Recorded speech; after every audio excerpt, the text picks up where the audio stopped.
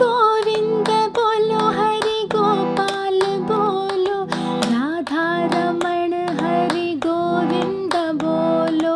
गोविंद बोलो हरि गोपाल बोलो, राधा रमण हरि गोविंद बोलो।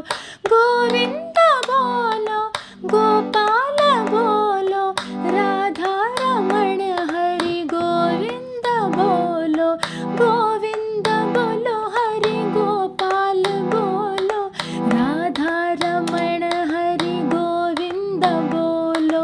गोविंद बोलो गोपाल बोलो, सारे ये बोलो, मिलके ये बोलो, अरे सारे ये बोलो। श्रीमद् भागवत जी के सप्तम स्कंद का छठा अध्याय। प्रहलाद जी का असुर बालकों को उपदेश।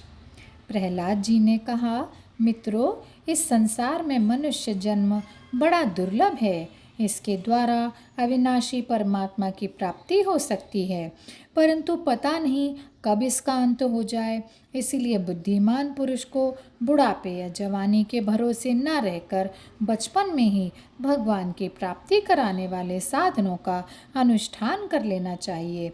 इस मनुष्य जन्म में श्री भगवान के चरणों की शरण लेना ही जीवन की एकमात्र सफलता है, क्योंकि भगवान समस्त प्राणियों के स्वामी, सुहृद, प्रियतम और आत्मा है। भाइयों, इंद्रियों से जो सुख भोगा जाता है वह तो जीव चाहे जिस योनि में रहे, प्रारब्ध के अनुसार सर्वत्र वैसे ही मिलता रहता है, जैसे बिना किसी प्रकार का प्रयत्न किए निवारण करने पर भी दुख मिलता है।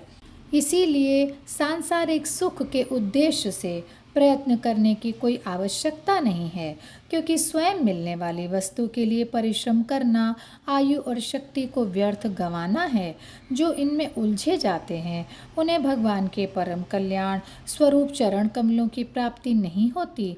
हमारे सिर पर अनेकों प्रकार के भय सवार रहते हैं, इसलिए यह शरीर जो भगवत प्राप्ति के लिए पर्याप्त है, जब तक रोग शोक आदि ग्रस्त होकर मृत्यु के मुख में नहीं चला जाता, तभी तक बुद्धिमान पुरुष को अपने कल्याण के लिए प्रयत्न कर लेना चाहिए।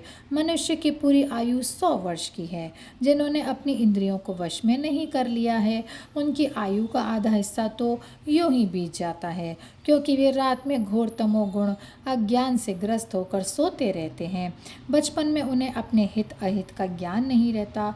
कुछ बड़ा होने पर कुमार अवस्था में वे खेल कूद में लग जाते हैं। इस प्रकार 20 वर्ष का तो पता ही नहीं चलता। जब बुढ़ापा शरीर को ग्रस लेता है, तब अंत के 20 वर्षों में कुछ करने धरने की शक्ति ही नहीं रह जाती। रह गई बीच की कुछ थोड़ी सी आयु, उसमें कभी ना पूरी होने वाली बड़ी बड़ी कामनाएं हैं, बलात् पकड़ रखने वाला मोह है और घर द्वार की वह आसक्ति है, जिससे जीव इतना उलझा जाता है कि उसे कर्तव्य अकर्तव्य का ज्ञान ही नहीं रहता। इस प्रकार बची खुची आयु भी हाथ से निकल जाती है। दैत्य बालकों, जिसकी इंद्रियां वश में नहीं है, ऐसा कौन सा पुरुष होगा जो घर गृहस्थी में आसक्त और माया ममता की मजबूत फांसी में फंसे हुए अपने आप को उससे छुड़ाने का साहस कर सके, जिसे चोर, सेवक एवं व्यापारी अपने अत्यंत प्यारे प्राणों की भी बाजी लगाकर संग्रह करते हैं, और इसीलिए उन्हें जो प्राणी से भी अधिक वांछनीय है, उस धन की तृष्णा को भला कौन त्याग सकता है।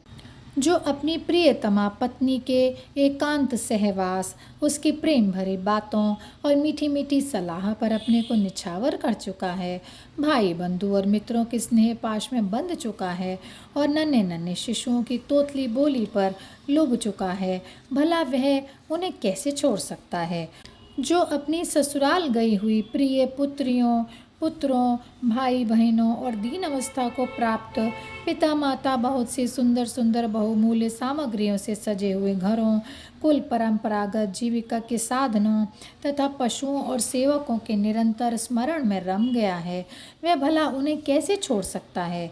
जो जननेन्द्रिय और रसनेन्द्रिय के सुखों को ही सर्वस्व मान बैठा है, जिसकी भोग वासनाएं कभी तृप्त नहीं होती, जो लोभवश कर्म पर कर्म करता हुआ रेशम के कीड़े की तरह अपने को और भी कड़े बंधन में जकड़ता जा रहा है और जिसके मोह की कोई सीमा ही नहीं है, वह उनसे किस प्रकार विरक्त हो सकता है और कैसे उनका त्याग कर सकता है। यह मेरा कुटुंब है, इस भाव से उसमें वह इतना रम जाता है कि उसी के पालन पोषण के लिए अपनी अमूल्य आयु को गंवा देता है और उसे वह भी नहीं जान पड़ता कि मेरे जीवन का वास्तविक उद्देश्य नष्ट हो रहा है। भला इस प्रमाद की भी कोई सीमा है? यदि इन कामों में कुछ सुख मिले तो भी एक बात है, परंतु यहाँ तो जहाँ जहाँ वह जाता है वहीं वहीं दैविक और भौतिक ताप उसके हृदय को जलाते ही रहते हैं। फिर भी वैराग्य का उदय नहीं होता। कितनी विडंबना है! कुटुंब की ममता के फेर में पड़कर वह इतना असावधान हो जाता है, उसका मन धन के चिंतन में सदा इतना लवलीन रहता है कि वह दूसरे का धन चुराने के लिए लौकिक पारलौकिक दोषों को जानता हुआ भी कामनाओं को वश में न कर सकने के कारण इंद्रियों के भोग की लालसा से चोरी ही कर बैठता है। भाइयों, जो इस प्रकार अपने कुटुंबियों के पेट पालने में ही लगा रहता है, कभी भगवत जन नहीं करता, वह विद्वान हो तो भी उसे परमात्मा की प्राप्ति नहीं हो सकती, क्योंकि अपने पराये का भेदभाव रहने के कारण उसे भी अज्ञानियों के समान ही तमह प्रधान गति प्राप्त होती है। जो कामिनियों के मनोरंजन का सामान उनका क्रीड़ा मार्ग बन रहा है और जिसने अपने पैरों में संतान की बेड़ी जकड़ ली है, वह बेचारा गरीब, चाहे कोई भी हो, कहीं भी हो, किसी भी प्रकार से अपना उद्धार नहीं कर सकता। इसलिए भाइयों, तुम लोग विषयासक्त दैत्यों का संग दूर से ही छोड़ दो और आदिदेव भगवान नारायण की शरण ग्रहण करो, क्योंकि जिन्होंने संसार की आसक्ति छोड़ दी है उन महात्माओं के ही वे परम प्रियतम और परम गति हैं। मित्रों, भगवान को प्रसन्न करने के लिए कोई बहुत परिश्रम या प्रयत्न नहीं करना पड़ता, क्योंकि वे समस्त प्राणियों के आत्मा हैं और सर्वत्र सबकी सत्ता के रूप में स्वयं सिद्ध वस्तु हैं। ब्रह्मा से लेकर तिनके तक छोटे बड़े समस्त प्राणियों में, पंचभूतों से बनी हुई वस्तुओं में, पंचभूतों में, सूक्ष्म तन्मात्राओं में, मैं तत्व में, तीनों गुणों में और गुणों की साम्यावस्था प्रकृति में एक ही अविनाशी परमात्मा विराजमान है। वे ही समस्त सौंदर्य, माधुर्य और ऐश्वर्य की खान है। वे ही अंतर्यामी दृष्टा के रूप में हैं और वे ही दृश्य जगत के रूप में भी हैं। सर्वथा अनिवर्चनीय तथा विकल्प रहित होने पर भी दृष्टा और दृश्य, व्याप्य और व्यापक के रूप में उनका निर्वचन किया जाता है। वस्तुतः उनमें एक भी विकल्प नहीं है। वे केवल अनुभव स्वरूप, आनंद स्वरूप एकमात्र परमेश्वर ही हैं। गुणमयी सृष्टि करने वाली माया के द्वारा ही उनका ऐश्वर्य छिप रहा है। इसके निवृत्त होते ही उनके दर्शन हो जाते हैं। इसलिए तुम लोग अपने दैत्यपने का, आसुरी संपत्ति का त्याग करके समस्त प्राणियों पर दया करो, प्रेम से उनकी भलाई करो। इसी से भगवान प्रसन्न होते हैं। आदि नारायण अनंत भगवान के प्रसन्न हो जाने पर ऐसी कौन सी वस्तु है जो नहीं मिल सकती। लोक और परलोक के लिए जिन धर्म, अर्थ आदि की आवश्यकता बतलाई गई है, वे तो गुणों के परिमाण से बिना प्रयास के स्वयं ही मिलने वाले हैं।